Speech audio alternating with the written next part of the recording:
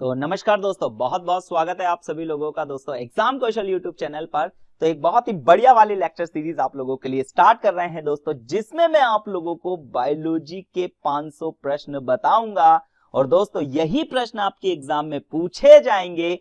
तो चलिए शुरुआत करते हैं दोस्तों क्लास को। चैनल पर नए हैं तो चैनल को सब्सक्राइब जरूर कर लीजिएगा, वीडियो पसंद आए तो लाइक करके शेयर जरूर कर दीजिएगा दोस्तों।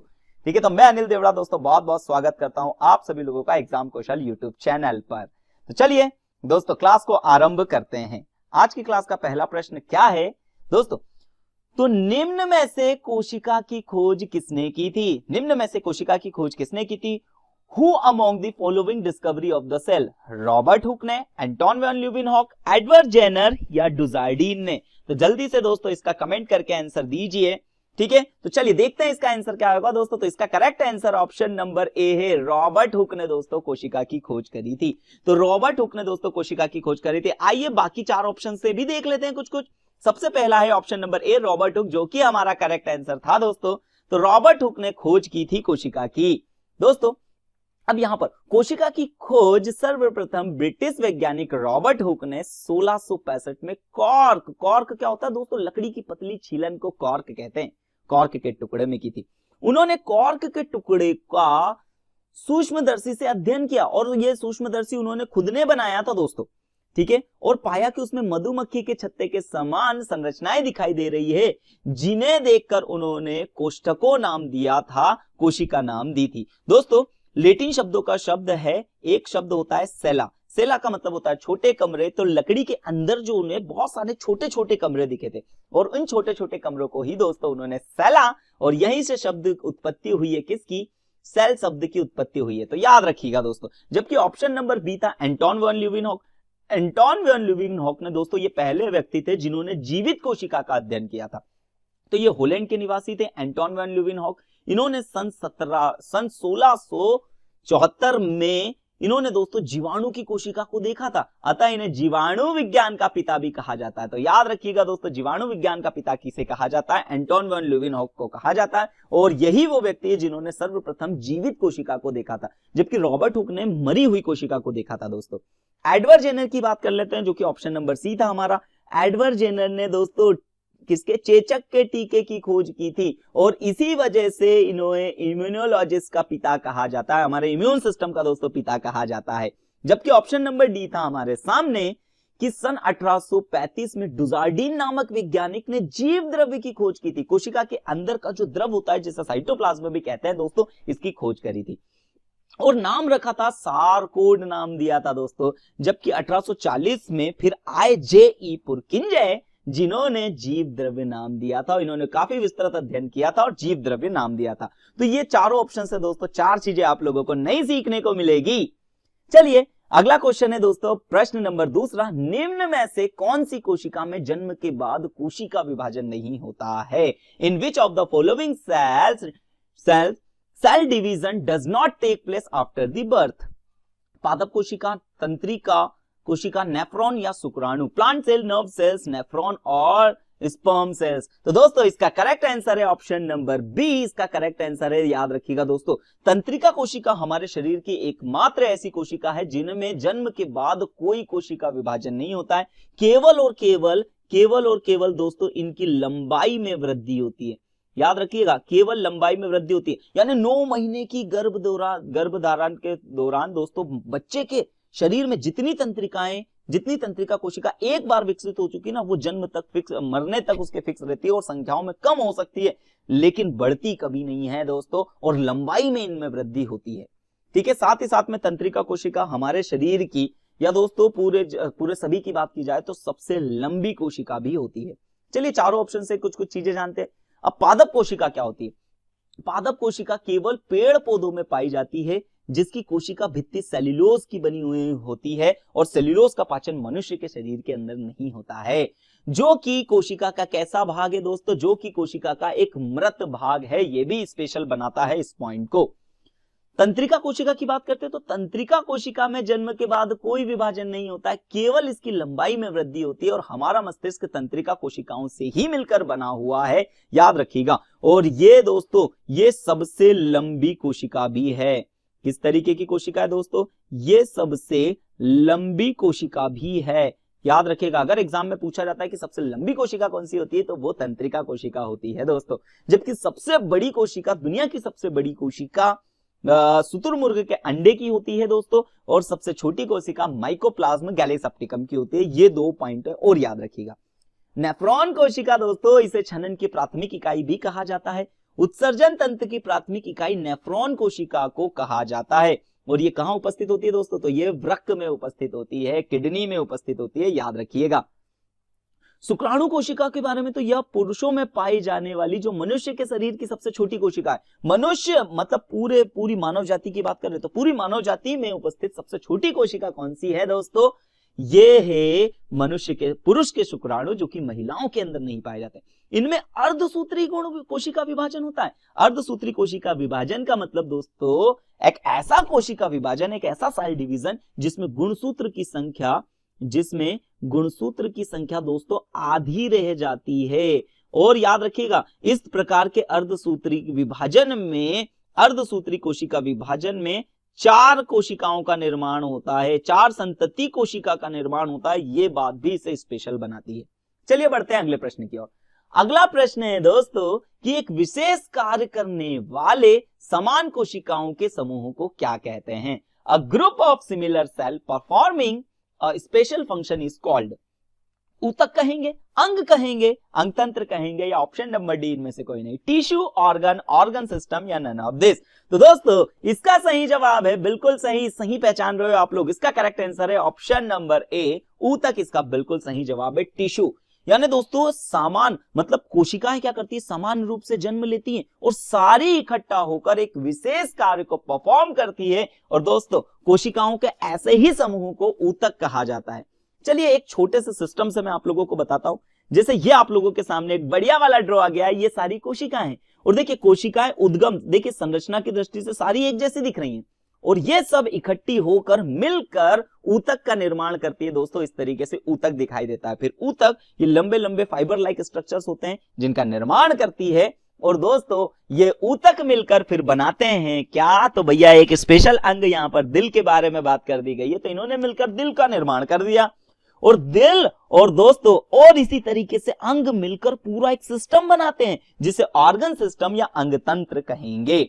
और अंगतंत्र से दोस्तों ये पूरी बॉडी के डिफरेंट पार्ट मिलते हैं। सारी बॉडी के डिफरेंट पार्ट मिलकर अलग अलग कार्यों को करते हैं। दोस्तों पूरी बॉडी का निर्माण हमारे हर एक काम को आप लोग सुचारू रूप से कर पाते हैं, वो सब इन्हीं की वजह से। तो याद रखिएगा, कोशिकाओं से मिलकर बनता है ऊतक, ऊतक से मिलकर बनता है अंग, अंग से मिलकर बनता है अंगतंत्र, और अंगतंत्र से मिलकर बनता है अंत में हमारा पूरा शरीर, पूरी बॉडी, जो कि एक दोस्तों एक जीवित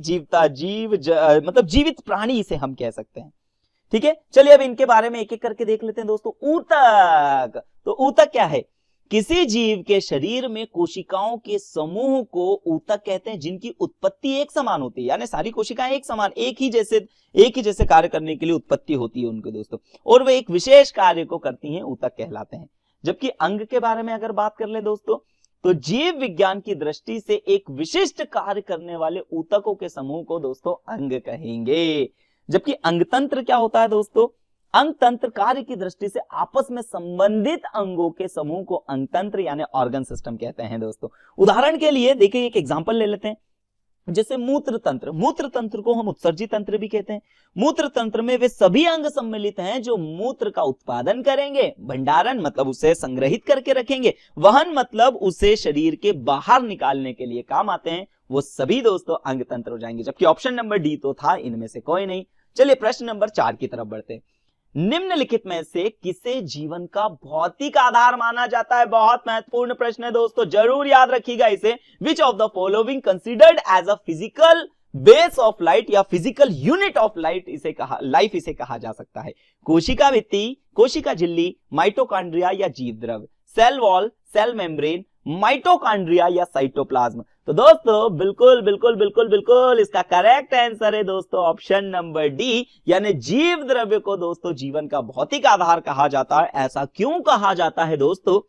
तो ये है कोशिका, कोशिका के अंदर केंद्रक, और यहां पर ये जो लिक्विड पार्ट रहता है ना, इसे जीव द्रव्य कहते हैं। ये केंद्रक के अंदर भी होता है। और दोस्तों इन्हीं जीव द्रव्य के अंदर सारा वो कच्चा मटेरियल पड़ा होता है जो माइटोकॉन्ड्रिया को बनाने के लिए जरूरी है, जो राइबोसोम को बनाने के लिए जरूरी है, जो प्रोटीन को बनाने के लिए जरूरी है। यानी दोस्तों सारा कच्चा मटेरियल इसी के अंदर है। यानी बाकी के जितने भी अंग बन पाते हैं कोशिका के अंदर, जितने भी कोशिका अंग बनते हैं वो इसी जीव द्रव्य की वजह से बनते हैं। इसीलिए जीव द्रव्य को कोशिका का भौतिक आधार माना जाता है दोस्तों। चलिए अब चारों ऑप्शंस के बारे में एक एक बार और देख लेते हैं।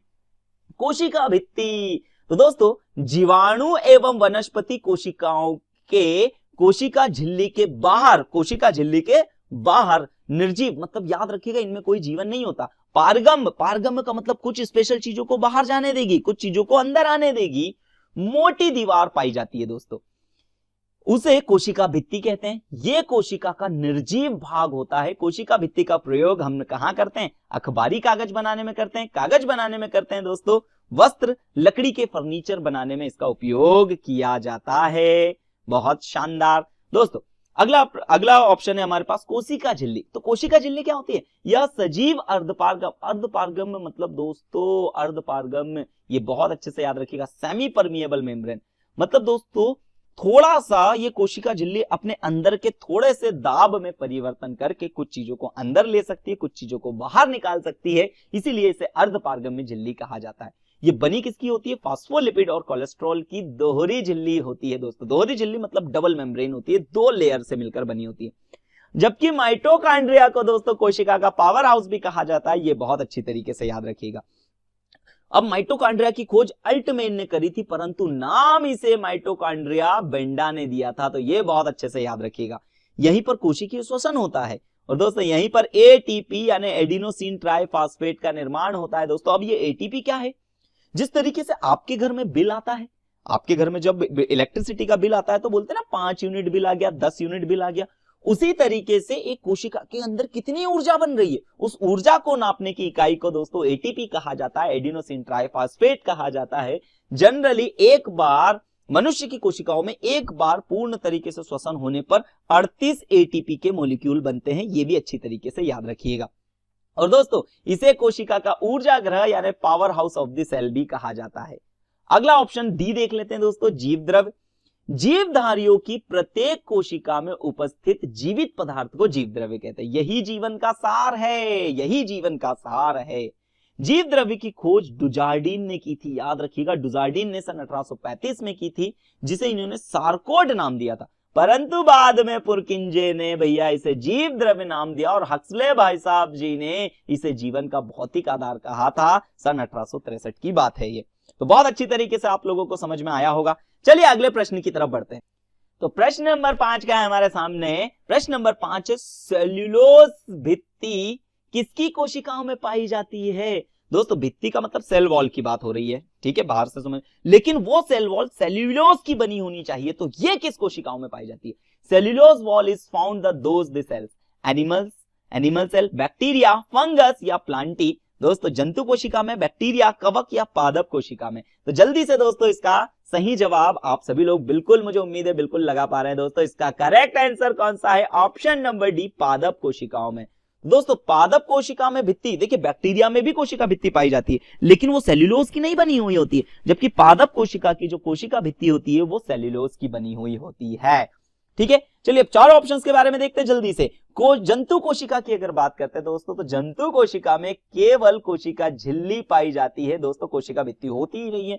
जबकि बैक्टीरिया की बात करते हैं दोस्तों, तो बैक्टीरिया की बाहरी परत को हम झिल्ली कहते हैं, जो प्रोटीन और फास्फोलिपिड की बनी हुई होती है दोस्तों। ठीक है, कुछ जीवाणु में भित्ति भी पाई जाती है। कवक की बात करते हैं दोस्तों, तो कवक के अध्ययन को माइकोलॉजी कहा जाता है। याद रखिएगा, कवक के अध्ययन को माइकोलॉजी कहा जाता है। और कवक में संचित भोजन किसके रूप में रहता है? ग्लाइकोजन के रूप में रहता है। यहां से भी प्रश्न पूछे गए हैं आप लोगों से। इसकी कोशिका भित्ति काइटिन की बनी हुई होती है, कवक की कोशिका भित्ति काइटिन की बनी होती है। जबकि पादप कोशिकाओं के अंदर आ जाते हैं तो दोस्तों जीवाणु एवं विषाणु कोशिकाओं में कोशिका झिल्ली बाहर निर्जीव पारगम्य मोटी दीवार पाई जाती है, उसे कोशिका भित्ति कहते हैं। यह कोशिका का निर्जीव भाग होता है। कोशिका भित्ति का प्रयोग अखबारी कागज, वस्त्र और लकड़ी, फर्नीचर बनाने में किया जाता है। अभी हाल इसके पहले भी हम इसे देख चुके हैं। चलिए प्रश्न नंबर 6 की तरफ बढ़ते हैं दोस्तों। निम्न संरचनाओं में कौन से युग्म प्राय पादप और जंतु कोशिका में पाए जाते हैं? याद रखिएगा, यानी जंतु कोशिका और पादप कोशिका दोनों के अंदर पाए जाने वाले दोस्तों कोशिकांग के बारे में बात की जा रही है हम लोगों से, यानी ये समानताओं पर आधारित प्रश्न है। ठीक है, जंतु कोशिका और पादप कोशिकाओं में क्या क्या समानताएं होती हैं उसके ऊपर आधारित प्रश्न है। Which pair of the following structures are commonly found in both plant and animal cells? Option number A है दोस्तों कोशिका भित्ति और नाभिक, नाभिक और क्लोरोप्लास्ट, अंतःप्रदव्य जालिका और कोशिका झिल्ली, और कोशिका झिल्ली और कोशिका भित्ति। तो दोस्तों यहां पर चलिए इंग्लिश में भी पढ़ लेते हैं ऑप्शंस को। Cell wall and nucleus, nucleus and chloroplast, endoplasmic reticulum and cell membrane and cell wall. चलिए अब एक एक करके ऑप्शंस को देखते हैं दोस्तों। कोशिका भित्ति की अगर बात करें तो कोशिका भित्ति केवल और केवल दोस्तों ये पादप कोशिका में पाई जाती है, कोशिका भित्ति केवल पादप कोशिका में। जबकि नाभिक की बात करें दोस्तों, नाभिक की बात करें तो ये जंतु कोशिका और पादप कोशिका दोनों में पाई जाती है। तो दोस्तों ये समानताओं वाला प्रश्न तो नहीं है, ठीक है, तो इसलिए ऑप्शन नंबर ए नहीं हो सकता। नाभिक और क्लोरोप्लास्ट, देखिए नाभिक तो दोनों के अंदर पाया जाता है लेकिन क्लोरोप्लास्ट केवल प्लांट सेल्स में मिलता है, तो ये ऑप्शन भी हमारा करेक्ट नहीं हो सकता। अंतःप्रदव्य जालिका जिसे इंडोप्लाज्मिक रेटिकुलम कहा जाता है दोस्तों, और कोशिका झिल्ली, तो ये ऐसे दोस्तों यही ऑप्शन हमारा करेक्ट होगा क्योंकि यही दोनों जो है वो एनिमल सेल्स में भी मिलते हैं, प्लांट सेल में भी मिलते हैं। तो इसका करेक्ट आंसर दोस्तों ऑप्शन नंबर सी होगा। जबकि ऑप्शन नंबर डी के बारे में बात करें तो कोशिका झिल्ली और कोशिका भित्ति, तो झिल्ली दोनों में मिलती है लेकिन कोशिका भित्ति जंतु कोशिका में नहीं पाई जाती है, तो इसका correct answer option number C होगा। तो बहुत बढ़िया, इसका करेक्ट आंसर दोस्तों है ऑप्शन नंबर सी। ठीक है, चलिए अगले प्रश्न नंबर 7वें की तरफ बढ़ते। देखिए ये दोनों में डिफरेंस भी आप देख सकते हो। क्या है अंतःप्रदव्य जालिका दोस्तों, ये देखिए न्यूक्लियस के चारों तरफ ये जो इस तरीके से खंडित लाइक स्ट्रक्चर अपने को दिख रहा है दोस्तों, ये है इंडोप्लाज्मिक रेटिकुलम जो दोनों जगह पर दिख रहा है, ये वाला हिस्सा दोनों जगह पर दिख रहा है। जबकि अगर हम कोशिका झिल्ली की बात करें तो दोस्तों कोशिका झिल्ली ये अंदर की तरफ से, यहां पर भी कोशिका झिल्ली और यहां पर तो है ही है कोशिका झिल्ली, तो दोनों के पास है। ठीक है, चलिए प्रश्न नंबर 7 की तरफ बढ़ते हैं।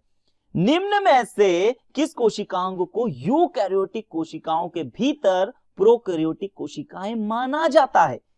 Which of the following cell organelles are considered as prokaryotic cell within the eukaryotic cell? सूत्रकर्णिका जिसे अंग्रेजी में माइटोकॉन्ड्रिया भी कहते हैं, गोल्जी काय या गोल्जी बॉडी, लाइसोसोम या नाभिक। तो दोस्तों इसका करेक्ट आंसर है ऑप्शन नंबर ए, सूत्रकर्णिका माइटोकॉन्ड्रिया। दोस्तों अब ऐसा क्यों कहा गया है कि दोस्तों कुछ वैज्ञानिकों का ऐसा मत है कि माइटोकॉन्ड्रिया पहले स्वतः खुद अपना एक अलग से जीव था, माइटोकॉन्ड्रिया पहले खुद एक अलग सा जीव था। बोले सर ऐसा क्यों? क्योंकि इसके अंदर जब देखा जाता है तो इसके अंदर राइबोसोम भी होता है, राइबोसोम के साथ साथ प्लस दोस्तों यहां पर डीएनए भी होता है। तो एक बात याद रखिएगा, डीएनए नाभिक के अलावा माइटोकॉन्ड्रिया में भी पाया जाता है दोस्तों।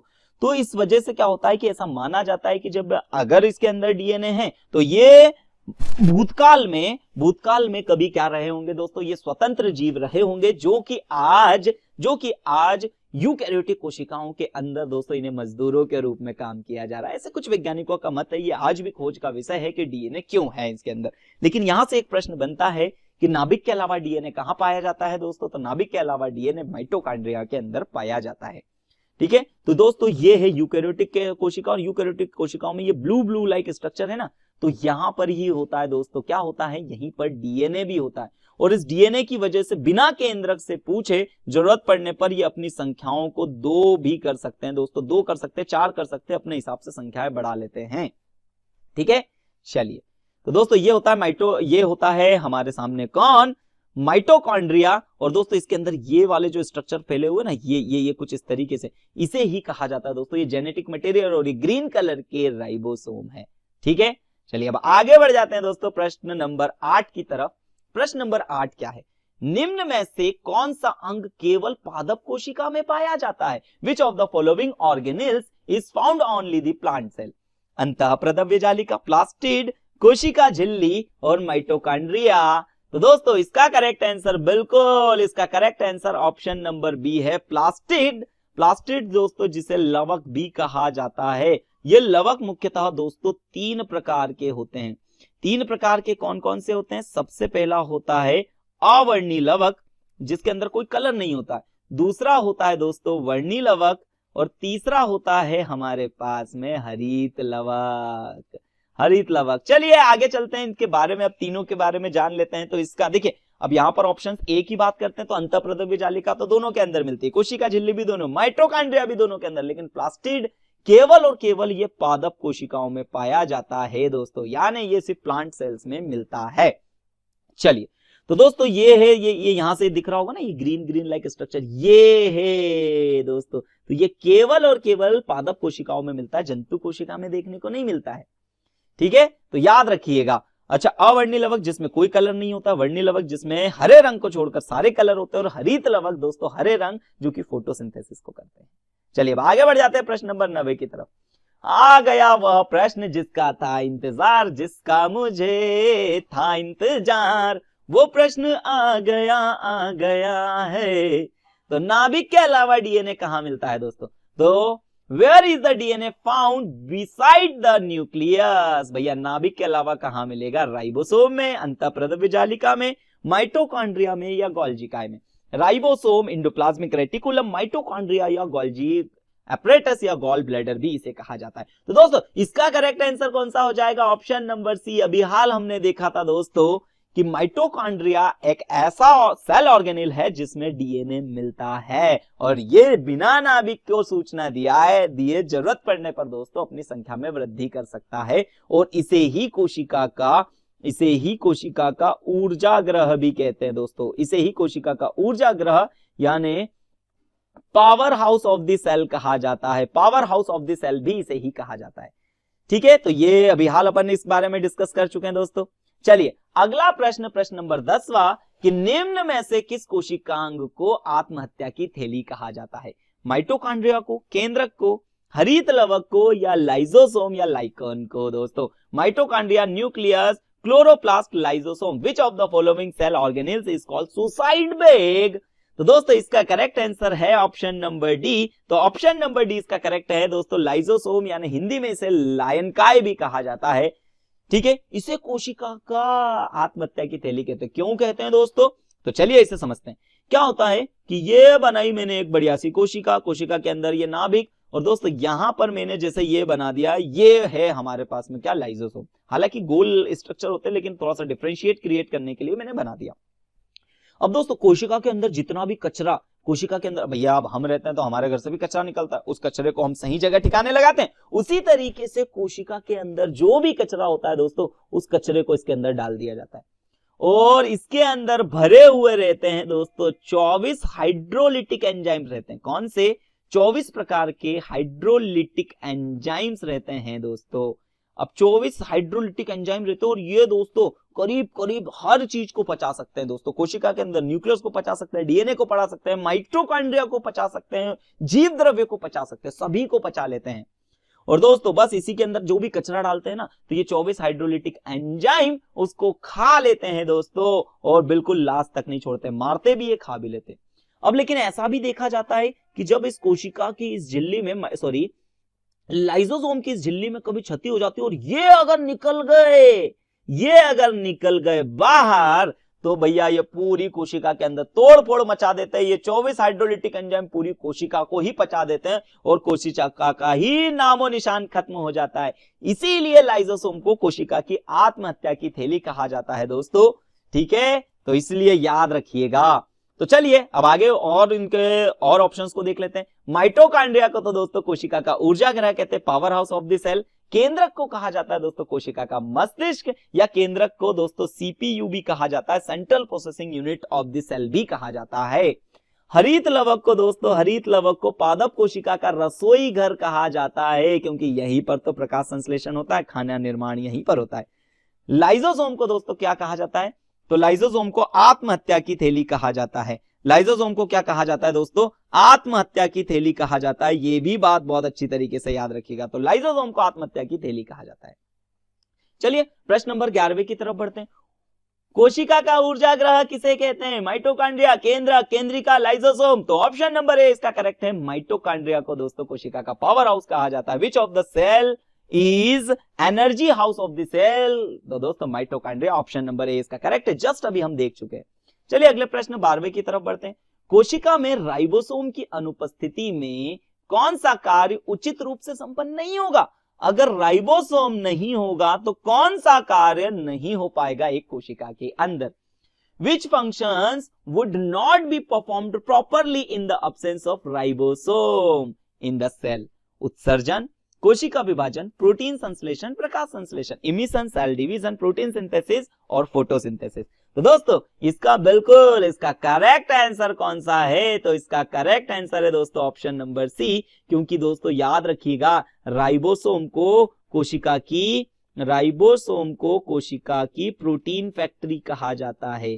क्या कहा जाता है? प्रोटीन फैक्ट्री कहा जाता है। किसे? राइबोसोम को कोशिका की प्रोटीन फैक्ट्री कहा जाता है। तो दोस्तों अगर नहीं होंगे राइबोसोम तो नहीं होगा निर्माण प्रोटीन का, तो इसलिए इसका करेक्ट आंसर है ऑप्शन नंबर सी, प्रोटीन संश्लेषण।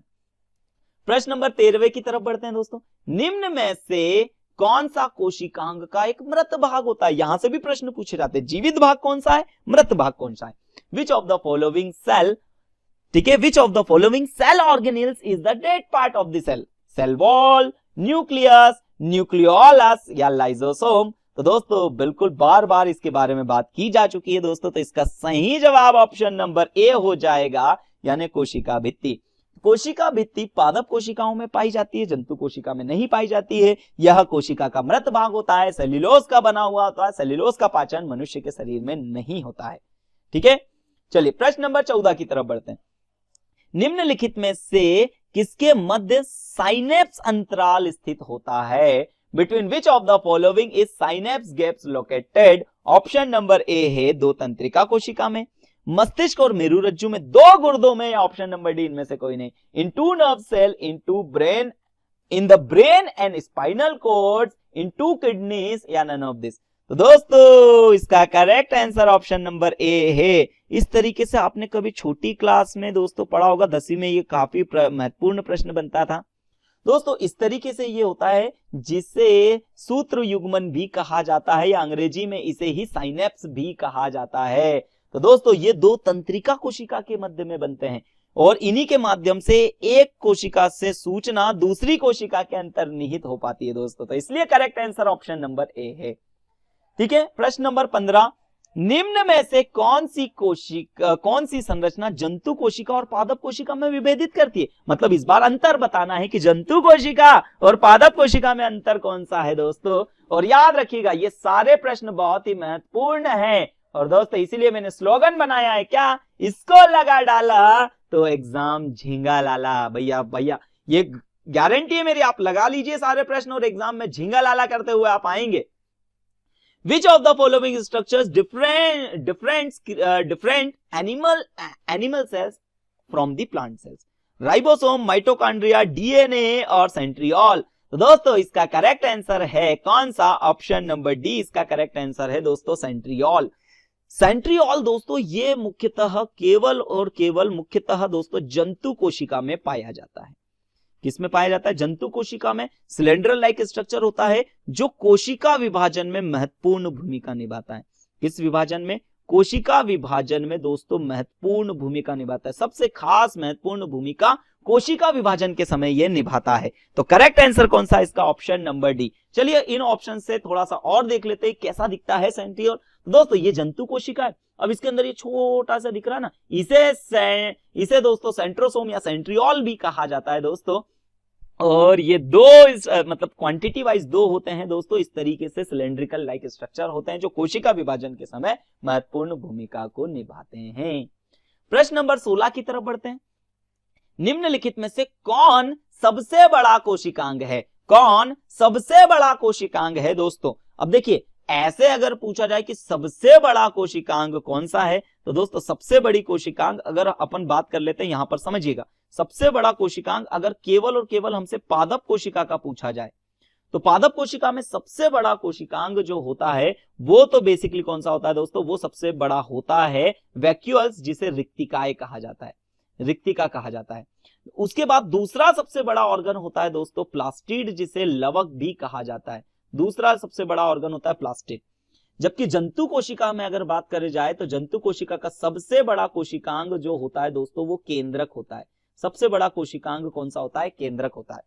जबकि यहां पर अगर बात करें तो दोस्तों केंद्रक तो है ही नहीं, यानी सबसे बड़े जंतु। अब यहां पर देखिए रिक्तिका भी नहीं है, तो इसका करेक्ट आंसर कौन सा हो जाएगा? ऑप्शन नंबर सी इसका करेक्ट हो जाएगा, प्लास्टिड। इनमें से पूछा गया ना, तो इनमें से सबसे बड़ा कोशिकांग प्लास्टिड है। अगर पादप कोशिका का सबसे बड़ा कोशिकांग पूछा जाता तो रिक्तिका, जिसे वैक्यूल्स भी कहा जाता है दोस्तों, जो पौधों को पानी के ऊपर तैरने में मदद करता है। जबकि जंतु कोशिका में अगर पूछा जाता तो जंतु कोशिका में केंद्रक होता है दोस्तों, जंतु कोशिका में केंद्रक होता है सबसे बड़ा सेल ऑर्गेनिल। तो यहां पर इसका correct answer option number C था, ऑप्शंस के हिसाब से ऑप्शन नंबर सी था दोस्तों इसका। ठीक है, तो दोस्तों ये देख सकते हो, ये रिक्तिका देखिए सबसे बड़ा हिस्सा है ना, फिर उसके बाद में ये जो ग्रीन ग्रीन लाइक है दोस्तों, इसे प्लास्टिड या लवक कहा जाता है, ये सबसे बड़े क्वांटिटी में होते हैं। ठीक है, चलिए आगे बढ़ जाते हैं अगले प्रश्न नंबर 17 को। अवर्णीय लवक मुख्यतः पाए जाते हैं। अवर्णीय लवक जिसे अंग्रेजी में ल्यूकोप्लास्ट कहा जाता है, leucoplast are mainly found in जड़ों में, तनों की कोशिकाओं में, पत्तियों में, फूलों में, in roots, in stem cells, in leaves and flowers. तो दोस्तों इसका करेक्ट आंसर है बिल्कुल बिल्कुल बिल्कुल बिल्कुल ऑप्शन नंबर ए इसका करेक्ट है दोस्तों, जड़ों में पाए जाते हैं। अब अवर्णीय लवक की बात करते हैं दोस्तों, तो अवर्णीय लवक की अगर बात करते हैं तो इनके अंदर कोई कलर नहीं पाया जाता है, अर्थात ये तो रंगहीन हो जाएंगे, कोई कलर नहीं होता है दोस्तों इनके अंदर।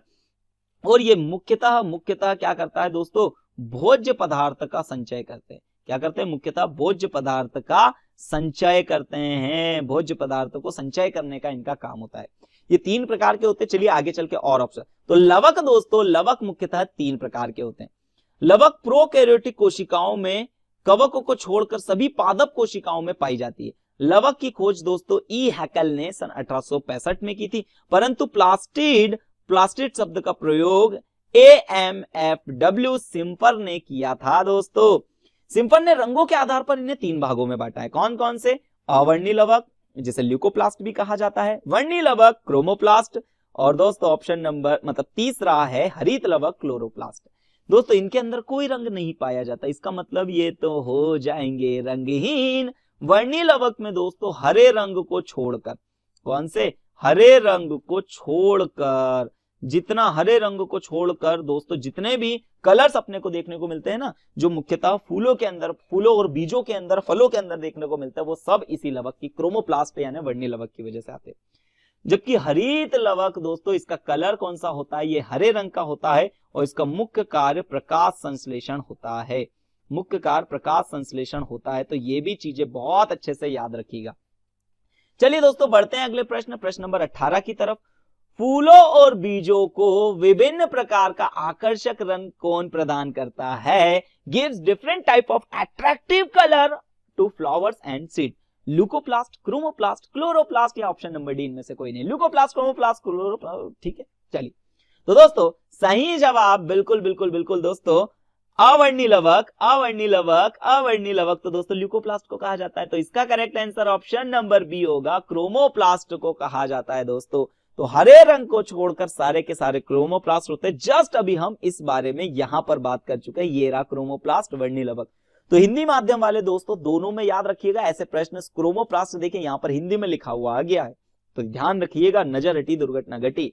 ठीक है, तो इसका correct answer option number B है दोस्तों। चलिए प्रश्न नंबर 19वें की तरफ बढ़ते हैं। गोल्जी काय का प्रमुख कार्य क्या है? What is the main function of gall bladder, या गोल्जी अपरेटस भी कहा जाता है दोस्तों? श्वसन का, कोशिका विभाजन शुरू करना, पाचक रस उत्पन्न करना, या स्त्रावी करना दोस्तों? Respiration, start of cell division, produce of digestive juice, या सिक्रेशन? तो दोस्तों इसका correct answer option number D है, सिक्रेशन, स्त्रावित करना। भैया ऐसा काहे? तो चलिए समझते हैं इस फंक्शन को। तो दोस्तों जैसे मैंने यहां पर बनाई एक कोशिका, ठीक है, जैसे मैंने यहां पर बनाई एक कोशिका, ठीक है, मैं फिर से इसे रफ करके दूसरी जगह बनाता हूं, ठीक है, ये हाँ चलिए। तो दोस्तों जैसे यहां पर मैंने बना दी ये सर कोशिका, कोशिका के अंदर ये केंद्रक, केंद्रक के अंदर दोस्तों यहां पर ये छोटे छोटे से बना दिए ये राइबोसोम। राइबोसोम का काम क्या होता है दोस्तों? प्रोटीन का निर्माण करना। अब इसने बढ़िया तरीके से प्रोटीन बनाओ, ये प्रोटीन, ये इस तरीके से प्रोटीन बनाओ, ये प्रोटीन जाते हैं किसके पास? ये अब जाएंगे दोस्तों यहां पर, यही है गोल्जी अपरेटस। गोल्जी अपरेटस है दोस्तों, गोल्जी काय है, ठीक है, तो गोल्जी काय है, यहां पर दोस्तों ये प्रोटीन इसके अंदर जाता है। अब गोल्जी काय क्या करता है? गोल्जी काय दोस्तों इस प्रोटीन की बढ़िया तरीके से इसको कंडेंस करके इसके ऊपर दोस्तों अलग अलग तरीके के कार्बोहाइड्रेट को जोड़ता है, फैट को जोड़ता है, इसको पैकेज करके कोशिका के बाहर स्त्रावित करता है। तो पैकेज करके बाहर स्त्रावित करता है, इसीलिए गोल्जी काय का मुख्य कार्य स्त्रावित करना होता है, सीक्रेट करना होता है, निकालना होता है चीजों को पैक करके, और चीजों को पैक करके निकालता है। इसीलिए इसे कोशिका का ट्रैफिक पुलिस भी कहा जाता है। तो ट्रैफिक पुलिस किसे कहा जाता है दोस्तों? कोशिका का। तो वो कहा जाता है किसे दोस्तों? गोल्जी काय को कोशिका का ट्रैफिक पुलिस भी कहा जाता है। तो बहुत बढ़िया, चलिए प्रश्न नंबर 20वें की तरफ बढ़ते हैं। यहां पर पढ़ लेते हैं एक बार। गोल्जी काय का प्रमुख कार्य पैकेजिंग सामग्री का कार्य करना होता है, जिसे ये अंतर कोशिकीय लक्ष्यों तक पहुंचाता है और यह कोशिका का बाहर स्त्रावन करता है। दोस्तों चलिए जो मैंने समझाया वही लिखा हुआ है। प्रश्न नंबर 20वें की तरफ बढ़ते हैं दोस्तों कि डीएनए का डबल हेलिक्स का प्रारूप किसने प्रस्तुत किया था? नॉल तथा रस्को ने, वाटसन तथा क्रिक ने, खुराना ने या प्रिस्टले ने? तो दोस्तों इसका करेक्ट आंसर बहुत बहुत बहुत बढ़िया, काफी सारे दोस्तों बिल्कुल इसका आंसर जानते भी होंगे। तो इसका करेक्ट आंसर है दोस्तों ऑप्शन नंबर बी, वाटसन तथा क्रिक ने डीएनए का डबल हेलिक्स मॉडल दिया था। आप लोगों को बता रहा हूं दोस्तों, किसी और को बताइएगा नहीं। तो इसका correct answer option number B, Watson तथा क्रिक है। तो वाटसन तथा क्रिक इसका करेक्ट आंसर है। चलिए तो देख ले, पढ़ लेते हैं इसके बारे में। डीएनए जीवित कोशिकाओं के गुणसूत्रों में पाए जाने वाला एक तंतुनुमा डीऑक्सीराइबोन्यूक्लिक एसिड है। डीएनए का ये फुल फॉर्म होता है डीऑक्सीराइबोन्यूक्लिक एसिड। इनमें अनुवांशिक कूट निबंध रहता है। डीएनए अणु की संरचना घुमावदार सीढ़ी की तरह होती है, जिसका मॉडल सन 1953 में वाटसन तथा क्रिक ने प्रस्तुत किया था, जिसके लिए इन्हें दोस्तों सन 1962 में इसके लिए संयुक्त नोबेल पुरस्कार भी प्राप्त हुआ था। चलिए प्रश्न नंबर 21वें की तरफ बढ़ते हैं दोस्तों। हाँ, ये होता है डीएनए का डबल हेलिक्स मॉडल। ठीक है, इस तरीके से लिंकेज होते हैं, ये क्षार होते हैं दोस्तों। प्रश्न नंबर 21वां, कोशिका की क्रियात्मक गतिविधियां नियंत्रित होती है भैया किसके अंदर से? क्रियात्मक गतिविधियां केंद्रक के द्वारा, झिल्ली के द्वारा, राइबोसोम के द्वारा, हरित लवक के द्वारा। Functional activities of the cell are controlled by nucleus, by membrane, by ribosome. अरे देखिए ग्रीन लवर आ गया भैया, नहीं नहीं नहीं नहीं नहीं नहीं, ग्रीन लवर नहीं आएगा, यहां पर आएगा क्लोरोप्लास्ट। तो दोस्तों इसका करेक्ट आंसर बिल्कुल कहीं सही जवाब ऑप्शन नंबर ए है, केंद्रक को ही तो दोस्तों कोशिका का मस्तिष्क या सीपीयू भी कहा जाता है, सेंट्रल प्रोसेसिंग यूनिट कहा जाता है। यानी सारे काम जो होंगे वो केंद्रक के द्वारा ही निर्धारित होंगे। तो ऑप्शन नंबर ए इसका करेक्ट आंसर था। चलिए प्रश्न नंबर 22 में, प्रोकैरियोटिक और यूकैरियोटिक कोशिकाओं में अंतर आधार भैया कैसे करोगे आपकी? ये प्रोकैरियोटिक है, यूकैरियोटिक है। What is the difference between prokaryotic and eukaryotic cells? Protein को देखकर, माइटोकॉन्ड्रिया को देखकर, नाभिक को देखकर या डीएनए को देखकर? Protein, mitochondria, nucleus and DNA. तो दोस्तों बिल्कुल करेक्ट आंसर, बिल्कुल बिल्कुल ऑप्शन नंबर सी है। इसको दोस्तों नाभिक को देखकर हम पता लगा लेंगे। कैसे दोस्तों? चलिए एक आ जाता है ये। तो देखिए यूकैरियोटिक कोशिका के अंदर ये जो नाभिक होता ही नहीं है, देखने को ही नहीं मिलता नाभिक, मतलब स्पष्ट नाभिक देखने को नहीं मिलता, और ये जेनेटिक मटेरियल पूरे जीव द्रव्य में स्वतंत्र रूप से बिखरे होते हैं। जबकि प्रोकैरियोटिक कोशिकाओं में देखेंगे तो बढ़िया तरीके से एक इन्वेलप दिखेगा दोस्तों, एक न्यूक्लियस दिखेगा, और उस न्यूक्लियस के अंदर नाभिक बिल्कुल स्पष्ट रूप से नाभिक दिखेगा, नाभिक के ऊपर की झिल्ली होगी। और दोस्तों इस आधार पर हम यूकैरियोटिक और प्रोकैरियोटिक कोशिकाओं में डिफरेंस क्रिएट कर सकते हैं। प्रश्न नंबर 23, कोशिका का रसोई घर किसे कहा जाता है? ल्यूकोप्लास्ट को, क्रोमोप्लास्ट को, क्लोरोप्लास्ट को या option number D? what is called the kitchen of the cell? Leucoplast, chromoplast, chloroplast, none of this। भैया correct answer option number C है, क्लोरोप्लास्ट। बड़ा है ना दोस्तों क्लोरोप्लास्ट, इसमें हरित लवक भी इसे कहा जाता है, यहीं पर फोटोसिंथेसिस होती है, इसीलिए इसे कोशिका का रसोई घर भी कहा जाता है। प्रश्न नंबर 24, कोशिका के अध्ययन को क्या कहा जाता है? तो कोशिका के अध्ययन को दोस्तों यहां पर याद रखिए, कोशिका के अध्ययन को साइटोलॉजी, माइटोलॉजी, फाइकोलॉजी या इनमें से कोई नहीं। तो दोस्तों इसका करेक्ट आंसर बिल्कुल ऑप्शन नंबर ए इसका करेक्ट आंसर है, यानी कोशिका के अध्ययन को साइटोलॉजी कहते हैं। चलिए अगले ऑप्शंस को भी देख लेते हैं। तो दोस्तों साइटोलॉजी, कोशिका के अध्ययन को साइटोलॉजी कहा जाता है, जबकि कवक के अध्ययन को माइकोलॉजी कहा जाता है, और शैवाल के अध्ययन को दोस्तों फाइकोलॉजी कहा जाता है, जबकि ऑप्शन नंबर डी तो था इनमें से कोई नहीं। प्रश्न नंबर 25वें की तरफ बढ़ते हैं। कोशिका सिद्धांत का प्रस्ताव देने वाले वैज्ञानिक का नाम बताइए। भैया कौन से वैज्ञानिक थे जिन्होंने कोशिका सिद्धांत दिया था? एमजे श्लीडन और Theodor Schwann, Lamarck, Gregor Johann Mendel या Robert Hooke? Name the scientist who propose this cell theory. Sweden और Schwann, Lamarck, Gregor Johann Mendel या रॉबर्ट हुक? दोस्तों बिल्कुल करेक्ट आंसर इसका ऑप्शन नंबर ए है, Sweden and स्वान ने दोस्तों कोशिका सिद्धांत दिया था। अब याद रखिएगा कोशिका सिद्धांत का पालन कौन कोशिकाएं नहीं करती है, तो याद रखिएगा विषाणु कोशिका सिद्धांत का पालन नहीं करते हैं दोस्तों इन्हें जीवन और मरण के बीच की रेखा माना जाता है, न तो पूरी तरीके से ये जीवित होते हैं, न तो पूरी तरीके से मरे हुए होते हैं। जबकि लेमार्क ने किसके बारे में वर्गीकरण के बारे में काम किया था। ग्रेगर जॉन मेंडल को आनुवंशिकता का पिता कहा जाता है, जबकि रॉबर्ट हुक ने कोशिका की खोज की थी। तो दोस्तों चलिए यहां पर पढ़ लेते हैं। और तो कोशिका सिद्धांत सेल थ्योरी का प्रतिपादन का श्रेय सर्वप्रथम वनस्पति वैज्ञानिक एम स्लाइडेन और दोस्तों जंतु वैज्ञानिक टी स्वान ने दिया था। तो ये अच्छी तरीके से याद रखिएगा। लेमार्क की अगर बात करें तो लेमार्क दोस्तों प्रथम वैज्ञानिक थे जिन्होंने कशेरुकी और अकशेरुकी जीवों में भेद किया था। कशेरुकी का मतलब दोस्तों जिनके अंदर रीढ़ की हड्डी पाई जाती है, और अकशेरुकी जिनके अंदर रीढ़ की हड्डी नहीं पाई जाती है, इनके बारे में विभेदन सबसे पहले लेमार्क ने दिया था। और इन्हें इनवर्टेब्रेट शब्द का प्रयोग किया था, वर्टिब्रेट और इनवर्टिब्रेट। 1802 ईस्वी में दोस्तों इन्होंने जीव या पौधों के अध्ययन के लिए बायोलॉजी शब्द का प्रयोग भी किया था। तो याद रखिएगा बायोलॉजी शब्द का प्रयोग दोस्तों लेमार्क ने किया था।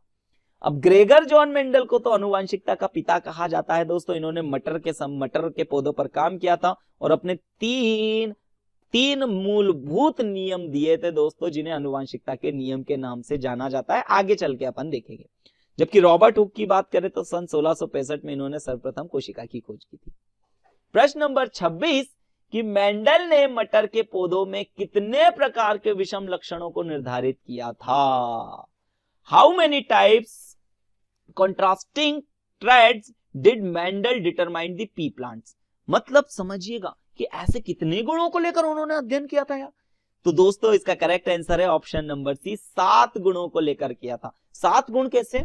जैसे पहचानिए कि पौधा लंबा है, छोटा है, पौधे की फली लंबी है, छोटी है, पौधे का बीज जो है वो हरे रंग का है, पीले रंग का है, गोल है, पीला है, झुर्रीदार है। इस तरीके से 7 लक्षणों को पहचाना था और उन 7 लक्षणों के आधार पर अपना पूरा जीवन दोस्तों उन्होंने इसके ऊपर लगाया था, और इसीलिए इन्हें आनुवंशिकता का पिता कहा जाता है। सबसे पहले जीन शब्द को याद रखिएगा, सबसे पहले इन्होंने आनुवंशिक लक्षण दोस्तों जीन की खोज भी इन्होंने करी थी, लेकिन जीन शब्द का उपयोग नहीं करा था। उन्होंने स्टार्टिंग में इसे फैक्टर नाम दिया था, बाद में जोहानसन ने दोस्तों जीन शब्द का यूज किया था। चलिए अगला प्रश्न, प्रश्न नंबर 27, एकल लक्षण के साथ संकरण प्रयोग करना कहलाता है। The hybridization of experiment with the single traits, ठीक है, इज कॉल्ड द्विसंकरण, एकल संकरण, संयुग्मी और विषम युग्मजी, डाइहाइब्रिड, मोनोहाइब्रिड, होमोजाइग और हेट्रोजाइगस। ठीक है, तो बिल्कुल ऑप्शन नंबर बी इसका करेक्ट है दोस्तों, एकल संकरण। अरे एक गुण को लेकर कर रहे हैं ना तो एकल संकरण, 2 गुणों को लेकर किया जाता तो द्विसंकरण कहा जाता है इसे। ठीक है, बहुत बढ़िया। प्रश्न नंबर 28, आनुवंशिकी के जनक कौन थे? Who is the father of genetics? Christian de Duve, Mendel, Darwin या हचिंसन? तो भैया बिल्कुल correct answer option number B है, मेंडल इसका सही जवाब है दोस्तों। तो आनुवंशिकी के जनक किसे कहा जाता है? मेंडल को कहा जाता है। इन्होंने आनुवंशिकता से संबंधित 3 नियमों का प्रतिपादन किया था। चलिए चारों ऑप्शंस के बारे में देखते हैं। क्रिश्चियन डुडुबे की बात करें तो क्रिश्चियन डुडुबे ने लाइजोसोम की खोज की थी दोस्तों। तो लाइजोसोम की खोज क्रिश्चियन डुडुबे ने सन 1948 में की थी, और इसी लाइजोसोम को कोशिका की आत्महत्या की थैली भी कहा जाता है। आत्महत्या की थैली कहा जाता है। तो आत्महत्या की थैली किसे कहा जाता है? लाइजोसोम को कहा जाता है। ऑप्शन बी दोस्तों, मेंडल की बात करते हैं तो मेंडल को तो भैया आनुवंशिकता का पिता कहा जाता है। आनुवंशिकी विज्ञान की वह शाखा जिसके अंतर्गत आनुवंशिकता का अध्ययन किया जाता है आनुवंशिकी कहलाती है। अनुवांशिकी शब्द का प्रयोग सर्वप्रथम विलियम बेटसन ने किया था। याद रखिएगा, विलियम बेटसन ने किया था। आधुनिक अनुवांशिकी का जनक ग्रेगर जॉन मेंडल को माना जाता है। इन्होंने वंशागतिका का नियम बनाकर अनुवांशिकी को एक नई दिशा दी, लोगों के सोचने का नजरिया तक बदल दिया। डार्विन की बात करते हैं तो दोस्तों चार्ल्स डार्विन ने क्रम विकास के सिद्धांत को प्रतिपादित किया था। दोस्तों विकास को, इवोल्यूशन को इन्होंने समझाया था। जबकि हचिंसन की बात करें ना दोस्तों, तो जॉन हचिंसन ने पादप वर्गीकरण की पद्धति को विकसित किया था। पौधों के वर्गीकरण की पद्धति को विकसित किया था। चलिए प्रश्न नंबर 29, मेंडल ने किस पर कार्य किया?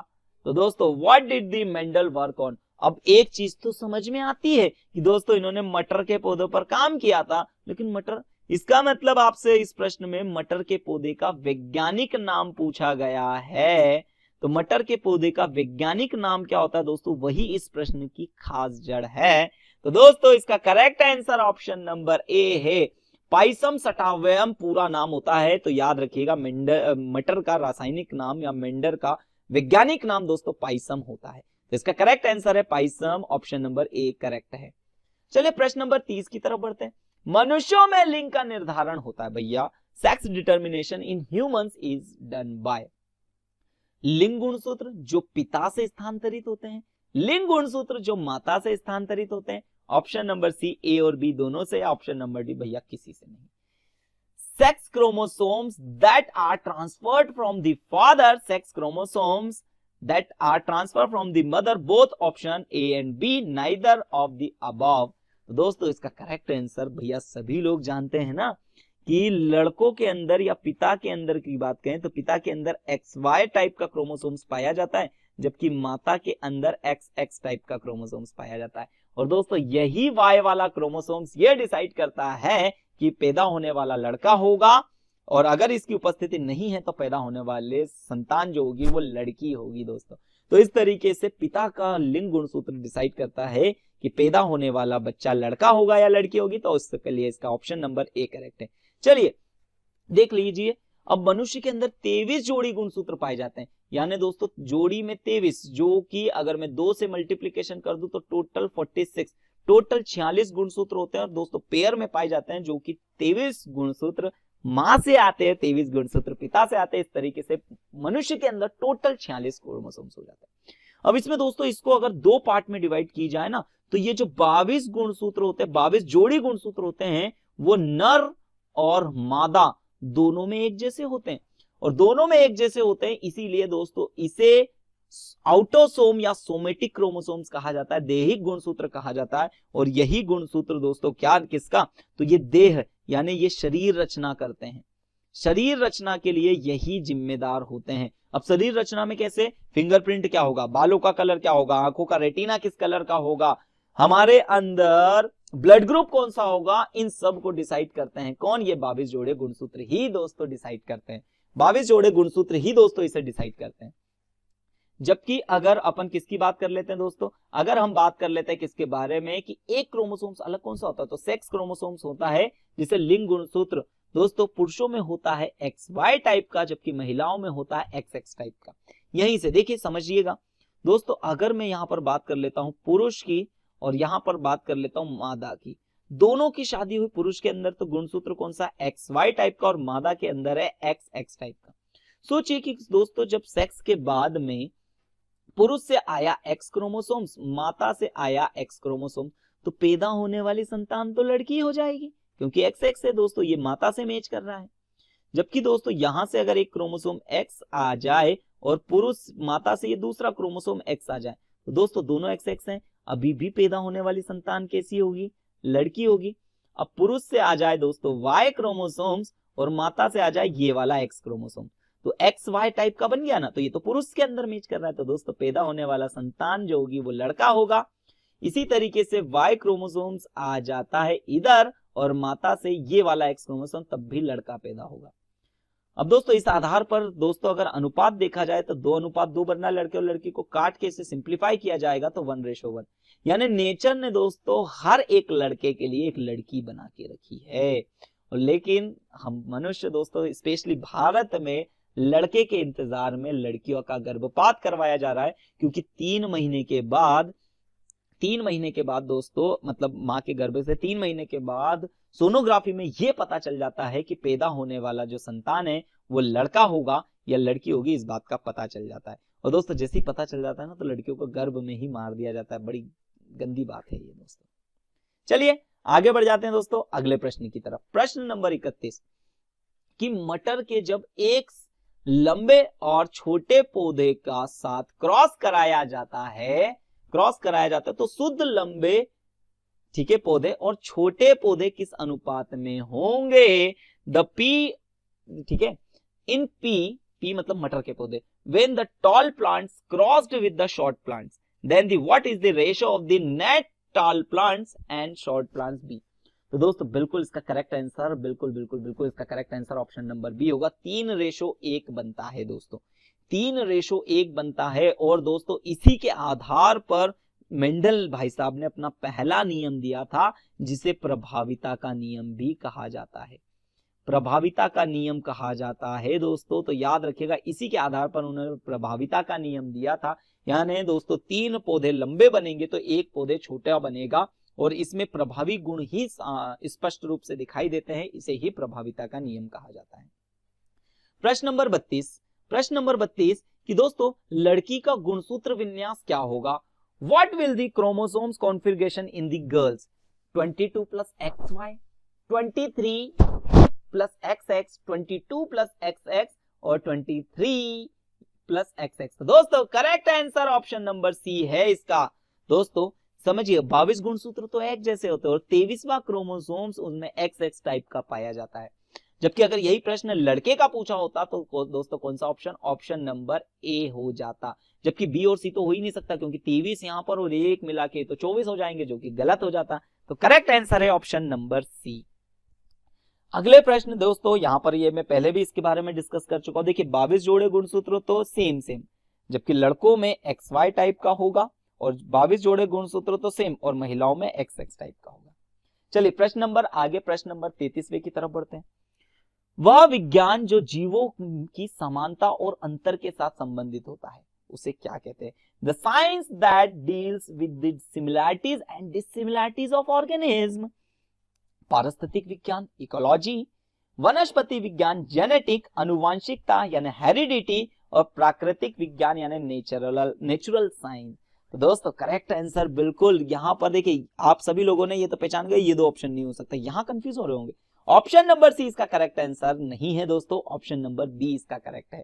तो आनुवांशिकी में दोस्तों, आनुवांशिकों में जीवों की समानता और अंतर के साथ संबंधित, तो आनुवांशिकी इसे याद रखिएगा, आनुवांशिकता नहीं है। जेनेटिक्स इसका सही जवाब है, ऑप्शन नंबर बी इसका करेक्ट आंसर है। चलिए प्रश्न नंबर, यहां पर अब देख लेते हैं।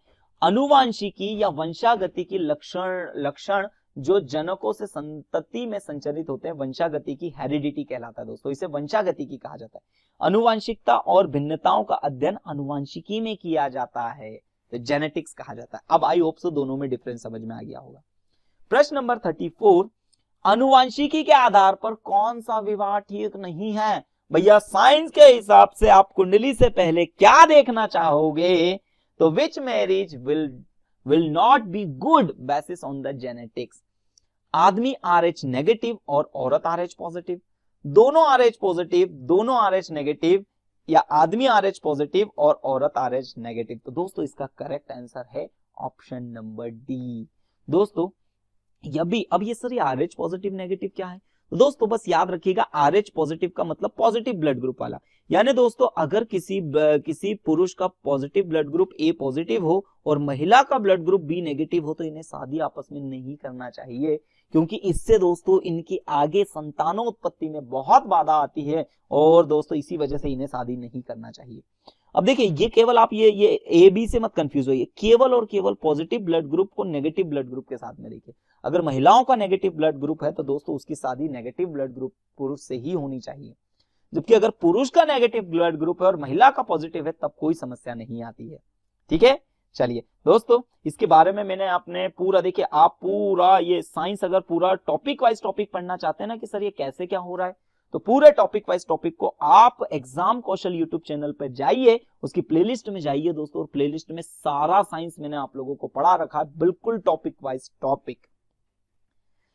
प्रश्न नंबर 35, जीन, शब्द जीन द्वारा गढ़ा गया था, मतलब शब्द जीन किसने दिया था? The word of gene was conceived by Mendel, Watson, Johannsen या डार्विन। तो दोस्तों इसका करेक्ट आंसर है ऑप्शन नंबर सी, जोहानसन ने दोस्तों जीन शब्द का यूज किया था। लेकिन जीन की खोज दोस्तों किसने करी थी? मेंडल ने जीन की खोज करी थी, लेकिन इसे इन्होंने फैक्टर नाम दिया था, फैक्टर नाम दिया था। जोहानसन ने बोला फैक्टर भाई कोई ठीक से नाम नहीं है, इसका सही नाम जीन होना चाहिए, तो जोहानसन ने जीन शब्द का उत्पत्ति की थी। अगला प्रश्न, प्रश्न नंबर 37 की तरफ बढ़ जाते हैं दोस्तों। जीव के वह गुण जो बाहरी रूप से एक समान दिखाई देते हैं उन्हें क्या कहते हैं? What are the properties of an organism that appear identically externally? ठीक है, जीनोटाइप, फिनोटाइप, एनालोगस, होनोलोगस, होनो की जगह होमोलोगस होगा दोस्तों, homologous. Genotype, phenotype, analogous, homologous. तो करेक्ट आंसर बिल्कुल दोस्तों ऑप्शन नंबर बी है। ऐसे गुण जो प्रत्यक्ष रूप से दिखाई देते हैं दोस्तों उन्हें फिनोटाइप कहते हैं, और ऐसे गुण जो व्यक्ति के अंदर छुपे हैं लेकिन दिखाई नहीं देते हैं उसे जीनोटाइप कहा जाता है। जीन को देखकर दोस्तों जो गुणों का आंकलन किया जाता है उसे जीनोटाइप कहा जाता है, जबकि शरीर संरचना दृष्टि से जो गुणों को देखा जाता है, बाहरी रूप से दिख रहा है, उसे फिनोटाइप कहेंगे। प्रश्न नंबर 37 की तरफ बढ़ते हैं। किस वैज्ञानिक ने डीएनए की खोज की थी? Which scientist discovered the DNA? Friedrich Miescher, Watson तथा क्रेक, रॉबर्ट हुक और मेंडल। मुझे बिल्कुल उम्मीद है दोस्तों कि आप सभी लोग इसे दे रहे होंगे जवाब, जबकि दोस्तों ये गलत जवाब है। वाटसन तथा क्रिक ने डीएनए की खोज नहीं की थी दोस्तों, डीएनए की खोज option number A Friedrich Miescher ने की थी। डीएनए का मॉडल, डीएनए का दोस्तों डबल हेलिक्स मॉडल दोस्तों किसने दिया था? वो वाटसन और क्रिक ने दिया था, याद रखिएगा। जबकि रॉबर्ट हुक ने तो कोशिका की खोज की थी, मेंडल को आनुवंशिकता का पिता कहा जाता है। ठीक है, तो याद रखिएगा। यहां पर दोस्तों ये वाले प्रश्न में मैंने देखा है कि अक्सर बहुत सारे स्टूडेंट गलत करके आ जाते हैं, तो याद रखिएगा फ्रेडरिक मिशर ने दोस्तों डीएनए की खोज की थी। क्वेश्चन नंबर 38, डीएनए में कौन सा प्रोटीन पाया जाता है? Histone protein, carotene protein, fibrin protein, heparin protein. Which protein found in DNA? Histone protein, carotene, fibrin, heparin. तो करेक्ट आंसर है ऑप्शन नंबर ए, हिस्टोन प्रोटीन। दोस्तों समझिएगा क्या होता है, जैसे ये मैंने बनाया ये क्रोमोसोम्स इस तरीके से, तो दोस्तों ये जो पतला पतला से बना ये डीएनए, और डीएनए कैसे बनता है? तो दोस्तों ये हिस्टोन प्रोटीन, और हिस्टोन प्रोटीन के ऊपर इस तरीके से डीएनए लपेटा हुआ होता है। तो दोस्तों डीएनए और हिस्टोन प्रोटीन मिलकर क्रोमोसोम्स बनाते हैं, जबकि कैरोटीन प्रोटीन से तो दोस्तों हमारे दांत और नाखून बाल और नाखून बने हुए होते हैं। फाइब्रिन प्रोटीन दोस्तों रक्त का थक्का जमाता है, शरीर के बाहर रक्त का थक्का जमाता है, जबकि हेपारिन प्रोटीन शरीर में बहने वाले रक्त को दोस्तों जमने से बचाता है। ठीक है, तो यहां पर याद रखिएगा हिस्टोन प्रोटीन दोस्तों डीएनए के अंदर, मतलब डीएनए या गुणसूत्रों के अंदर पाया जाता है। कैरोटीन प्रोटीन कहां पर पाया जाता है दोस्तों? तो याद रखिएगा नाखून तथा बाल में इसी तरीके का कैरोटीन प्रोटीन मिलता है। जबकि फाइब्रिन प्रोटीन क्या काम करता है दोस्तों? तो ये रक्त का थक्का जमाता है। कहां जमाता है? शरीर के बाहर। जबकि हेपारिन प्रोटीन क्या होता है दोस्तों? तो हेपारिन प्रोटीन याद रखिएगा, बहुत स्पेशली यहां से प्रश्न पूछा जाता है। हेपारिन प्रोटीन शरीर में रक्त को जमने से रोकता है।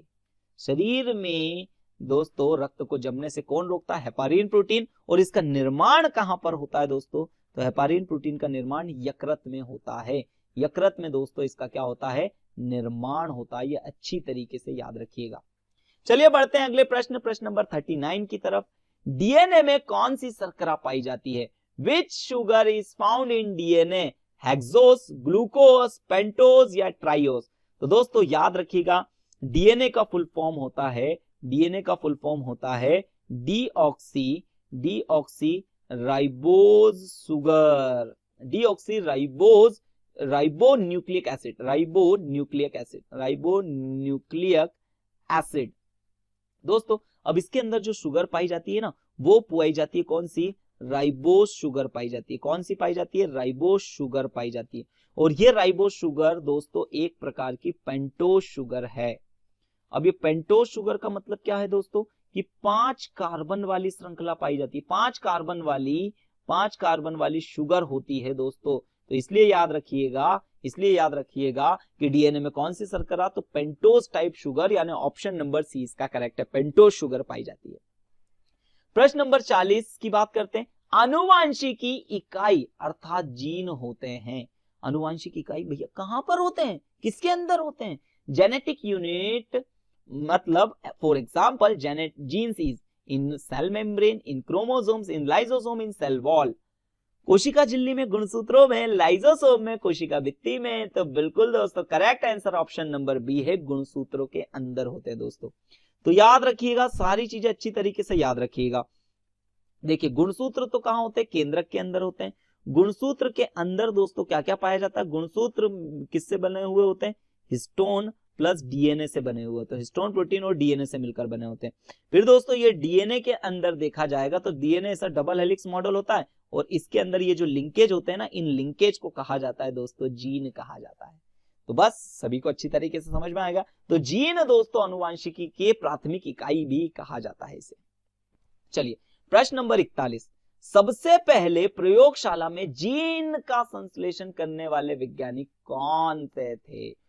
Who was the first scientist to synthesize the genes of the laboratory?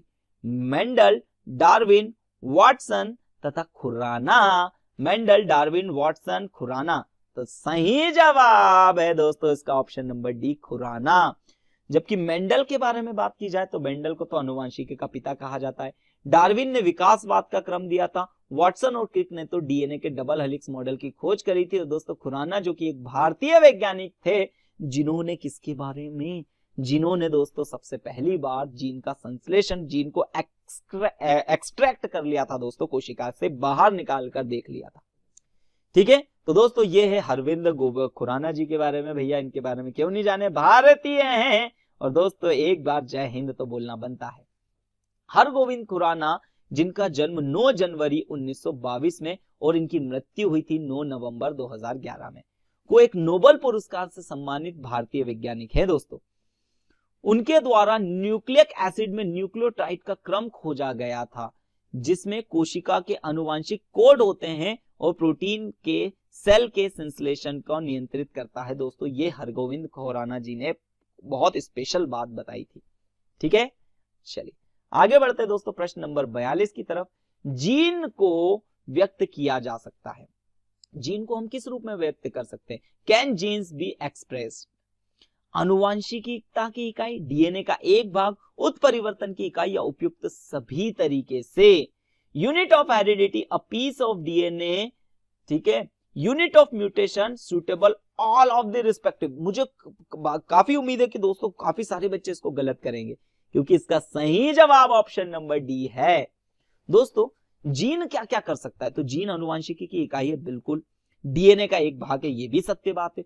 उत्परिवर्तन, उत्परिवर्तन मतलब म्यूटेशन दोस्तों, यानी कोई भी नई प्रजाति अगर बनती है तो इन जीन के अंदर होने वाले छोटे छोटे बदलाव से ही दोस्तों उत्परिवर्तन यानी म्यूटेशन की शुरुआत होती है। तो उपयुक्त सभी तरीके से हम जीन को व्यक्त कर सकते हैं। प्रश्न नंबर 43 की तरफ बढ़ते हैं। माता पिता के गुणसूत्र उनकी संतानों में से किसके द्वारा स्थानांतरित होते हैं दोस्तों? ठीक है, माता पिता के गुण उनकी संतानों में किसके द्वारा स्थानांतरित होंगे? रक्त के द्वारा, हार्मोन के द्वारा, गुणसूत्रों के द्वारा, या ऑप्शन नंबर डी इनमें से कोई नहीं। बाय हुम आर दी क्वालिटेटिव्स या क्वालिटिव्स, ठीक है, parent transform from the childrens by blood, hormones, chromosomes, या नन ऑफ दिस? तो भैया बिल्कुल यार, बिल्कुल सही जवाब है ऑप्शन नंबर सी, गुणसूत्रों के द्वारा। तो गुणसूत्रों के द्वारा दोस्तों मनुष्य के अंदर मतलब माता पिता से दोस्तों गुण उनसे बच्चों में जा पाते हैं। प्रश्न नंबर 44 की तरफ बढ़ते हैं। निम्न में से कौन सा एक आनुवांशिक रोग है? आनुवांशिक रोग कौन सा है दोस्तों जो पीढ़ी दर पीढ़ी चलेगा? कुष्ठ रोग, क्षय रोग, वर्णअंधता, या लुकेमिया। दोस्तों तो कुष्ठ रोग तो दोस्तों क्या होता है, कुष्ठ रोग एक किससे, बैक्टीरिया से होने वाली बीमारी। क्षय रोग दोस्तों जिसे ट्यूबरकुलोसिस भी कहा जाता है, ट्यूबरकुलोसिस भी कहा जाता है, टीबी भी कहा जाता है। लुकेमिया तो दोस्तों लुकेमिया ब्लड कैंसर को कहा जाता है, याद रखिएगा ब्लड कैंसर को लुकेमिया। जबकि वर्णअंधता दोस्तों जिसके अंदर दोस्तों दुनिया ब्लैक एंड व्हाइट हो जाती है, ये लाल और हरे रंग में पहचान नहीं कर पाते हैं दोस्तों, इसे वर्णअंधता कहते हैं। और ये अनुवांशिक लक्षण होता है, अनुवांशिक रोग होता है, जो अगर माता पिता में है तो दोस्तों बच्चों में भी पहुंच जाएगा। चलिए प्रश्न नंबर 45, एक वर्णअंधता पुरुष व सामान्य महिला की संतानों में पुत्रों में वर्णअंधता होने की संभावना कितनी होगी? 50%, 33%, 25% या 0%? The children are color blind male and normal female are likely to have this son with color blind. कितने परसेंट संभावना होगी कि वो कलर ब्लाइंड होगा? तो दोस्तों इसका करेक्ट आंसर 0%, कोई टेंशन नहीं होगा। दोस्तों अब ये कैसे होता है, तो इसके लिए दोस्तों इसके लिए मैंने रोग के लिए आप लोगों को प्लेलिस्ट में जाकर आप देखिएगा, रोग की मैंने एक पूरी क्लास आप लोगों के लिए बना के रखी है, कैसे ये होता है। बस यहाँ पर आप प्लेलिस्ट में जाकर उसे जरूर देखिएगा दोस्तों, वहां से सारी चीजें समझ में आएगी। फिर भी जितना जरूरी है यहाँ पर मैं आप लोगों को बता देता हूँ। तो ये रोग ऐसा है दोस्तों, वर्णअंधता रोग, ये पुरुषों से कभी नहीं फैलता है। पुरुष जो होते हैं ना, पुरुष केवल और केवल, ठीक है, एक वर्णांध पुरुष है दोस्तों और उसकी सामान्य महिला से शादी हो गई है, तो दोस्तों उसमें क्या होता है कि ये जो पुरुष होता है ना, ये पुरुष केवल रोगी होता है, जबकि वाहक नहीं होता है। जबकि अगर महिला की बात करें तो महिला रोगी भी होती है और साथ ही साथ में दोस्तों वाहक भी होती है। वाहक का मतलब ये दोस्तों अपने साथ में अपने बच्चे को दोस्तों क्या कर सकती है, ये वर्णांधता वाला गुण मतलब ये बोल सकते हैं रोग देती भी है और खुद पीड़ित भी रहती है। तो इसलिए दोस्तों इसका correct answer option number D है। ठीक है, चलिए देख लीजिए आ गया। इस रोग से ग्रसित व्यक्तियों में रक्त का थक्का, अरे ये तो गलत है, हीमोफीलिया आ गया दोस्तों, थोड़ा सा गलत ऑप्शन है। ठीक है, यहां पर मैं इसे आगे चल के अभी और समझा दूंगा। प्रश्न नंबर 46 की तरफ देख लेते हैं दोस्तों। प्रश्न नंबर 46 क्या है, निम्न में से कौन सी एक आनुवांशिक बीमारी है? हीमोफीलिया, रतौंधी, कैंसर और patches. Which of the following are genetic diseases? Haemophilia, night blindness, cancer और डाइसेंट्री, पैचेस। तो दोस्तों इसका correct answer option number A है, हीमोफीलिया। हीमोफीलिया एक ऐसी बीमारी है दोस्तों जिसमें रक्त का थक्का नहीं जमता है, ये आ गया है। इस रोग से ग्रसित व्यक्ति में रक्त का थक्का नहीं जमता है, इसलिए इस रोग को ब्लीडिंग रोग के नाम से भी जाना जाता है। ऐसे व्यक्तियों में फैक्टर मतलब जीन फैक्टर 8 और 9 का अभाव रहता है। यह एक आनुवांशिक रोग है जो पीढ़ी दर पीढ़ी स्थानांतरित होता है, किंतु प्रबल आनुवांशिक रोग नहीं है। यानी दोस्तों प्रबल आनुवांशिक का रोग का मतलब ये प्रभावी रूप से नहीं दिखता, ये अप्रभावी गुण होता है। इस रोग के लक्षण को सर्वप्रथम ब्रिटेन की महारानी विक्टोरिया में देखा गया था, तभी से इस रोग की शुरुआत मानी जाती है। इस रोग का फैक्टर एक्स गुणसूत्र प्रभावी गुणसूत्र वाई पर अप्रभावित होती है, इसलिए महिला जो है वो रोगी और वाहक दोनों होती है, परंतु पुरुष केवल रोगी होता है।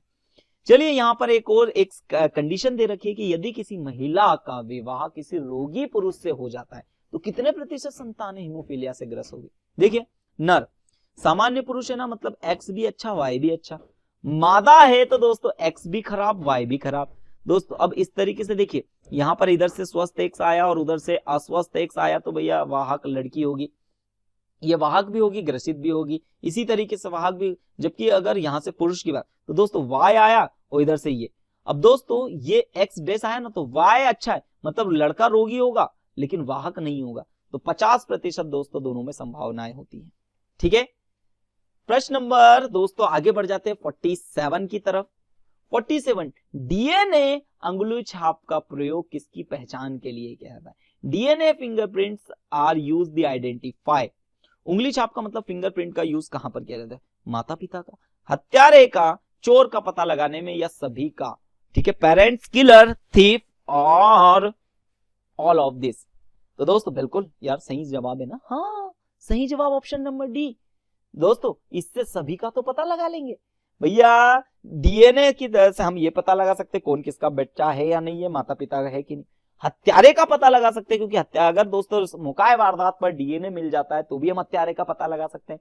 चोर के दोस्तों अंगुली के निशान से हम चोर का पता लगा सकते हैं दोस्तों, इसलिए इसका correct answer option number D होगा।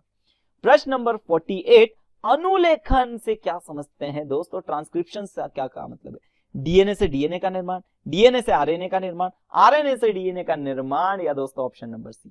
तो दोस्तों डीएनए से डीएनए के निर्माण को तो दोस्तों डुप्लीकेशन कहा जाता है, द्विगुणन कहा जाता है, द्विगुणन कहा जाता है, यानी अंग्रेजी में डुप्लीकेशन कहा जाता है, इसे डुप्लीकेशन। दोस्तों ये तो हो नहीं सकता। डीएनए से आरएनए के निर्माण को बिल्कुल दोस्तों इसे कहा जाता है अनुलेखन, अनुलेखन यानी अंग्रेजी में इसे ही ट्रांसक्रिप्शन कहा जाता है।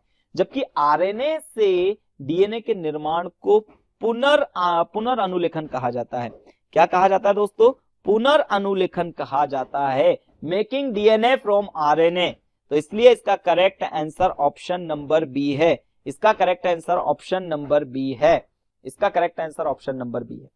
चलिए प्रश्न नंबर 49 की तरफ, हाँ ये पढ़ लेते हैं। अनुलेखन, डीएनए से आरएनए बनने की विधि को दोस्तों अनुलेखन कहा जाता है। इस विधि में कोशिका के केंद्रक में उपस्थित डीएनए के आधार पर एमआरएनए दोस्तों एमआरएनए होता है, जो एमआरएनए सूचना राइबोसोम पर ले जाता है, जहां पर आरआरएनए इस सुविधा के आधार पर टीआरएनए द्वारा प्रदत्त कराया गया अमीनो अम्लों से प्रोटीन का निर्माण करता है। ये थोड़ा सा अनुलेखन है, बस याद रखिएगा डीएनए से आरएनए बनने की प्रक्रिया को क्या कहा जाता है? अनुलेखन कहा जाता है। कैसे होता है दोस्तों, इसके लिए पूरा आप प्लेलिस्ट में जाकर वीडियो देख सकते हैं। उत्क्रम अनुलेखन यानी उल्टी प्रोसेस हो जाएगी। आरएनए से डीएनए के निर्माण की प्रक्रिया को उत्क्रम अनुलेखन कहा जाता है। डीएनए की बात करें तो डुप्लीकेशन, रेप्लिकेशन इसे कहा जाता है। कोशिका विभाजन के समय केंद्रक डीएनए की जैसे अपनी ही जैसी प्रति बनाता है, मतलब डीएनए से डीएनए के निर्माण की प्रक्रिया को डुप्लीकेशन कहा जाता है या रेप्लिकेशन भी कहा जाता है। चलिए बढ़ते हैं दोस्तों अगले प्रश्न की तरफ। अगला प्रश्न है हमारे सामने प्रश्न नंबर 49, जंपिंग जीन की खोज किसने की थी? तो जंपिंग जीन की खोज मेंडल ने, बर्बरा में क्लिंटन, वाटसन तथा खुराना ने। दोस्तों इसका करेक्ट आंसर है ऑप्शन नंबर बी, बर्बरा में क्लिंटॉक ने दोस्तों जंपिंग जीन की खोज करी थी, जो कि अमेरिका के वैज्ञानिक थे। और इन्होंने किसके ऊपर दोस्तों तो मक्के के पौधे के ऊपर इसकी खोज करी थी। ठीक है, जंपिंग जीन कुछ अनुवांशिक पदार्थ एक गुणसूत्र से दूसरे गुणसूत्र में स्थानांतरित होने की क्षमता रखते हैं, यहां तक कि एक गुणसूत्र से दूसरे गुणसूत्र तक भी स्थानांतरित हो सकते हैं। ऐसे अनुवांशिक पदार्थों को जंपिंग जीन कहा जाता है। इस जीन की खोज सर्वप्रथम 1940 में अमेरिकी वैज्ञानिक बर्बरा में क्लिंटॉक ने मक्के के पौधे में की थी, जिसके लिए सन 1983 में इन्हें नोबेल पुरस्कार से भी सम्मानित किया था। तो आज की क्लास का दोस्तों अंतिम प्रश्न, आरएनए कितने प्रकार के होते हैं? तो दोस्तों करेक्ट आंसर है 3 प्रकार के, ऑप्शन नंबर बी इसका करेक्ट है। आरएनए 3 प्रकार के होते हैं। कौन कौन से होता है दोस्तों? एमआरएनए जिसे मैसेंजर आरएनए कहा जाता है, टीआरएनए जिसे ट्रांसफेरल आरएनए कहा जाता है, ट्रांसफर आरएनए कहा जाता है, आरआरएनए जिसे राइबोसोमल आरएनए कहा जाता है। तो दोस्तों एमआरएनए जो मैसेज देता है, न्यूक्लियस के कहने पर दोस्तों, न्यूक्लियस के आधार पर मैसेज ले जाता है, प्रोटीनों को इकट्ठा करता है। टीआरएनए दोस्तों एमआरएनए के द्वारा बनाए सिलेक्ट किए गए प्रोटीन को आरआरएनए तक पहुंचाता है, आरआरएनए तक पहुंचाता है, इसीलिए इसे ट्रांसफेरल। और आरआरएनए दोस्तों यही सबसे महत्वपूर्ण है, क्योंकि यहीं पर राइबोसोम पाए जाते हैं और यहीं पर कोशिका में दोस्तों प्रोटीन का निर्माण होता है। ठीक है, तो आरआरएनए 3 प्रकार के होते हैं, एमआरएनए, टीआरएनए, आरआरएनए। एमआरएनए जिसे मैसेंजर आरएनए या संदेशवाहक आरएनए कहा जाता है, ट्रांसफर आरएनए जिसे स्थानांतरित आरएनए, आरआरएनए जिसे राइबोसोमल आरएनए या राइबोसोम आरएनए भी कहते हैं। तो दोस्तों कैसे लगा आपको वीडियो, कमेंट करके जरूर बताइएगा। और दोस्तों चैनल पर नए हैं तो बिल्कुल दोस्तों चैनल को आप लोग सब्सक्राइब जरूर कर लीजिएगा। और दोस्तों फिर से मैं कह रहा हूं, इन प्रश्नों को लगा डाला तो आपकी एग्जाम झींगा लाला।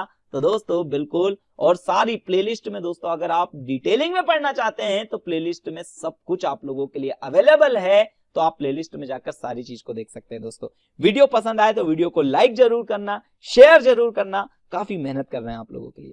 चलिए दोस्तों, तो आज की क्लास को हम यही समाप्त करते हैं। बहुत बहुत धन्यवाद आप सभी का। जय हिंद, जय भारत।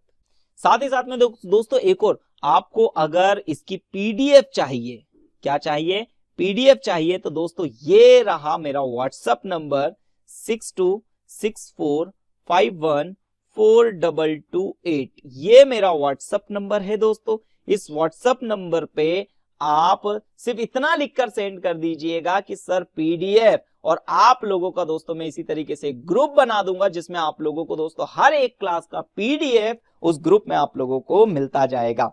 ठीक है, तो चलिए क्लास को यहीं समाप्त करते हैं। धन्यवाद।